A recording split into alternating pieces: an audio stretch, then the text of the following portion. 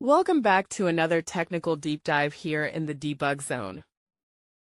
Today we're tackling a big question and breaking it down with insights from other users. Hopefully this clears up some misconceptions and helps you get the answer you need.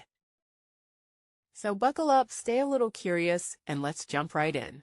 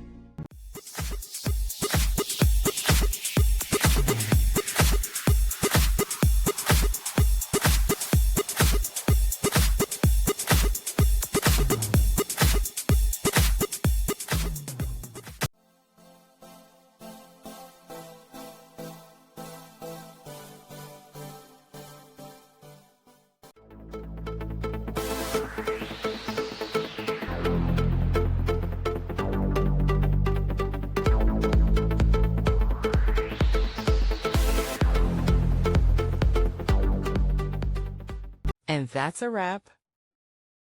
I hope you found the answer you were looking for. If you did, take a second to hit that subscribe button. It really helps out. And let me know in the comments which solution worked best for you. See you next time in the debug zone.